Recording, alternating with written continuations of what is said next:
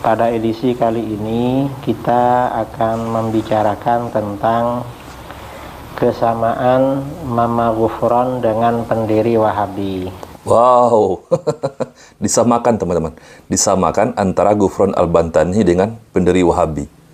Emangnya Wahabi ini apa? Organisasi kah?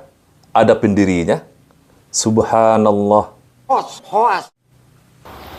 Ini mengapa perlu dibahas, karena setelah kita menyampaikan ajaran Ghufran, bahwa ajaran Ghufran ini berbahaya. Orang Wahabi mengejek, katanya itu karena latar belakangnya NU. Faktanya demikian teman-teman. Faktanya Ghufran Al-Bantani menyatakan bahwa akidahnya adalah Asy'ariyah. Dan Ghufran Al-Bantani pun juga dari kalangan Nahdlatul Ulama. Sama dengan kiai ini. Apa bedanya? Sama-sama Asy'ariyah, sama-sama dari bendera ormas yang sama, Nahdlatul Ulama. Cuman bedanya teman-teman, bedanya Ghufran Al-Bantani berada di kubu orang-orang yang sedang menggugat nasab Ba'alawi. Sedangkan kiai ini teman-teman, beliau adalah congornya para habaib.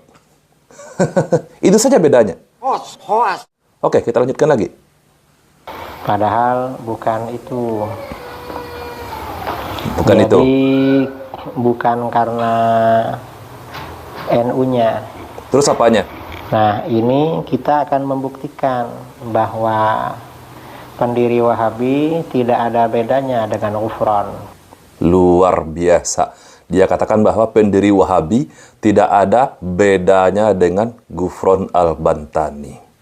Bismillahirrahmanirrahim. Assalamualaikum warahmatullahi wabarakatuh. Alhamdulillah, jumpa lagi dengan saya di channel YouTube Maisha Al-Fatih. Sahabatku semua, ini terpaksa teman-teman, saya mengomentari Kiai Idrus Ramli lagi teman-teman. Karena teman-teman, pernyataan dari Bapak Idrus Ramli ini di channel YouTube-nya sangat-sangat menggelitik kita teman-teman. Dia menyamakan Ghufran Al-Bantani, yakni si kakek tua yang halu, yang bisa berkawan dengan semut katanya. Dia samakan dengan pendiri Wahabi. Subhanallah. Padahal kita tahu teman-teman. Padahal kita semua tahu bahwa Ghufran Al-Bantani ini adalah orang yang halu. Sama Nahdlatul Ulama dengan si Bapak Kiai ini teman-teman. Akidahnya pun sama. Berakidahkan Asy'ariyah. Lalu disamakan dengan pendiri Wahabi. Sejak kapan Wahabi ini ada pendirinya? Sejak kapan? Tidak ada teman-teman. Wahabi ini bukan organisasi. Berbeda dengan Nahdlatul Ulama. Oke teman-teman. Coba kita simak apa alasan dari Bapak Idrus Ramli ini menyamakan Ghufran Al-Bantani dengan pendiri Wahabi katanya. Sejak kapan Wahabi ini ada pendirinya? Mungkin dia kira Wahabi ini mirip dengan Nahdlatul Ulama sebagai organisasi yang ada pendirinya. Oke, langsung saja teman-teman, mari kita simak. Ini kalau pengakuan Mama Ghufran ya, gimana? Yang kufur atau sesat. Ghufran ini mengaku dapat tanda tangan Allah dan mengaku belajar langsung kepada Allah selama 40 tahun. Subhanallah. Inilah kurafat dari Ghufran Al-Bantani. Salah satunya ini kurafatnya teman-teman. Dan di mana kesamaannya dengan orang-orang yang disebutkan dengan orang Wahabi? Padahal kita tahu semua teman-teman bahwa Salafi ataupun orang-orang Wahabi yang mereka sebut itu jauh dari kata-kata kurafat. Oke, kita simak lagi. Ini pengakuan Ghufran. Kalau pengakuan pendiri Wahabi beda lagi. Gimana? Beda ya, gimana? Pendiri Wahabi, aku kabarkan tentang diriku pada kalian. Demi Allah yang tiada Tuhan selain Dia, aku telah menuntut ilmu. Dan orang yang mengenalku meyakini aku mempunyai pengetahuan. Padahal pada waktu itu aku tidak mengetahui makna la ilaha illallah, dan aku tidak mengetahui agama Islam. Sebelum kebaikan yang Allah anugerahkan ini dianugerahkan kepada dia. Nah, di mana? Di mana kesamaannya pernyataan dari pendiri Wahabi yang dia katakan dengan Ghufran Al-Bantani? Ini jelas pernyataan dari pendiri Wahabi ini, pernyataan yang tawadu, yang tidak mau menyombongkan dirinya. Dia menyatakan bahwa dia mendapatkan anugerah dari Allah berupa hidayah Islam. Mempelajari ilmu agama Islam ini dengan benar. Akhirnya dibimbing oleh Allah hatinya. Di mana kesamaannya dengan Ghufran Al-Bantani ini? Di mana kurafatnya? Oke, kita lanjutkan lagi.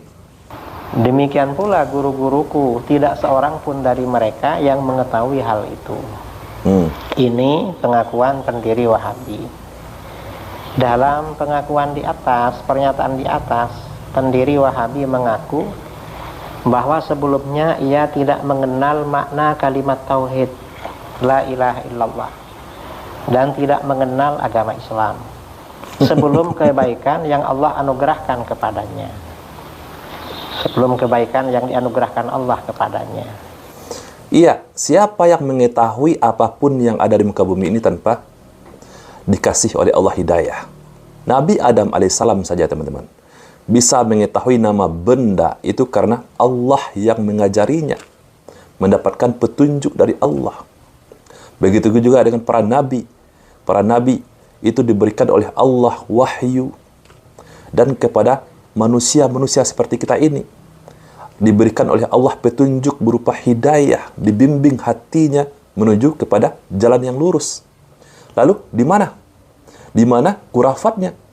Di mana persamaannya dengan Ghufran Al-Bantani? Subhanallah. Nah, ada kalanya maksud anugerah kebaikan dari Allah itu ia dapatkan melalui wahyu, berarti dia kafir. Astagfirullah. Kalau maksudnya dapat dari wahyu. Atau ia dapatkan dari ilham, berarti dia, pendiri Wahabi ini, ahli bid'ah dan pembohong seperti Ghufran. Ini adalah tafsir dari kepala Idrus Romli sendiri teman-teman. Beliau sendiri yang menafsirkan bahwa anugerah kebaikan dari Allah itu berupa wahyu atau berupa ilham. Jadi kalau ada orang yang mengaku mendapatkan wahyu setelah terputusnya kenabian, dengan berakhirnya Nabi Muhammad SAW sebagai nabi terakhir, maka ada orang yang mengaku mendapatkan wahyu, maka itu jelas pendusta, kazab, kafir. Nah sekarang di mana persamaannya dengan Ghufran Al-Bantani ini teman-teman? Ini kan sangat jelas sekali bahwa kebencian dari Idrus Romli ini kepada orang-orang yang dia sebut sebagai Salafi Wahabi.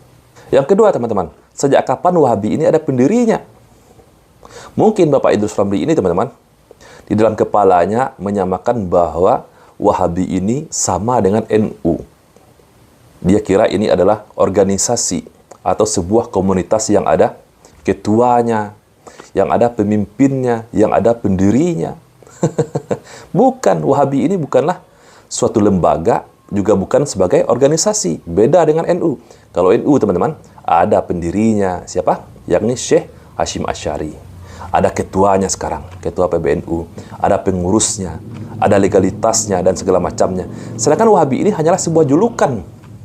Julukan yang dilontarkan oleh orang-orang Syiah dan diiyakan oleh orang-orang yang mengaku sebagai aswaja sekarang ini. Difitnah tuh orang-orang yang mengikuti manhajnya para salaf disebut sebagai orang Wahabi. Agar apa? Agar umat Islam yang masih awam jauh dari ajaran Salafi yang mereka sebut sebagai Wahabi. Nah sekarang yang lucunya, si Idrus Romli ini teman-teman menyamakan pendiri Wahabi dengan Imam Ghufran. Sedangkan pendiri Wahabi ini tidak ada. Siapa pendirinya? Nggak ada kan? Nggak ada pendiri Wahabi. Siapa namanya? Apakah dia tadi menyebut nama? Nggak ada. Apalagi jika disamakan teman-teman, karena perkataan dari pendiri Wahabi ini sama dengan perkataan Ghufran Al-Bantani yang langsung belajar 40 tahun dengan Allah, yang langsung mendapatkan tanda tangan dari Allah. Sedangkan dari sini teman-teman dia membacakan tadi perkataan dari pendiri Wahabi karena mendapatkan anugerah dari Allah. Anugerah ini banyak macamnya. Dari mana kesamaannya? Subhanallah. Mari kita simak lagi teman-teman. Dalam pengakuan di atas, pernyataan di atas, pendiri Wahabi mengaku bahwa sebelumnya ia tidak mengenal makna kalimat tauhid la ilaha illallah dan tidak mengenal agama Islam. Nah, kita tidak tahu pendiri Wahabi mana yang berbicara demikian teman-teman. Apakah benar ada pendiri Wahabi yang berbicara demikian? Padahal Wahabi ini tidak ada pendirinya. Siapa yang dia maksud? Apakah Syekh Muhammad bin Abdul Wahab? Oke, kita lanjutkan lagi. Sebelum kebaikan yang Allah anugerahkan kepadanya. Sebelum kebaikan yang dianugerahkan Allah kepadanya. Lah, di mana salahnya teman-teman? Kita ini semuanya bodoh teman-teman. Kalau Allah tidak memberikan kebaikan, anugerah ataupun hidayah, maka pasti kita semua akan tersesat. Seperti bapak tua ini. Dia pintar nahu saraf, bisa bahasa Arab, bisa baca kitab kuning. Tetapi akidahnya seperti ini. Masih percaya kepada kurafat-kurafat. Masih menjadi budaknya kaum Ba'alawi. Karena hatinya belum mendapatkan hidayah dari Allah. Mungkin Allah sudah memberikan hidayah, tapi dia tolak, teman-teman. Dia tolak itu hidayah. Karena kesombongannya, merasa diri yang paling benar. Subhanallah. Nah, ada kalanya maksud anugerah kebaikan dari Allah itu ia dapatkan melalui wahyu, berarti dia kafir. Lah, itu adalah tafsir dari bapak ini, teman-teman. Tidak mungkin kalau memang ada pendiri Wahabi mengaku mendapatkan wahyu dari Allah. Saya rasa tidak ada yang seperti itu, teman-teman. Tidak ada. Ini hanyalah tuduhan semata dari Bapak Idrus Ramli. Dan dia menafsirkan anugerah dari Allah berupa kebaikan itu berupa wahyu. Kalau maksudnya dapat dari wahyu, atau ia dapatkan dari ilham, berarti dia, pendiri Wahabi ini, ahli bid'ah dan pembohong seperti Gufron. Tuh, seperti Gufron. Subhanallah, hanya dengan kata-kata seperti ini dia samakan dengan Gufron Al-Bantani, teman-teman. Padahal kita tahu Gufron Al-Bantani ini masih satu bendera dengan Bapak Idrus Ramli, masih bendera NU, masih berakidah Asy'ariyah, masih percaya dengan kisah-kisah kurafat, kisah-kisah halu, masih mengkeramatkan makam kuburan, kuburan dikeramatkan, masih suka kurafat, dongeng.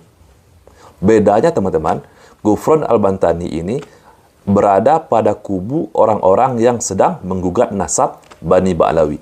Sedangkan Bapak Idrus Ramli ini salah satu congor dari para Bani Ba'alawi. Itu saja bedanya, teman-teman.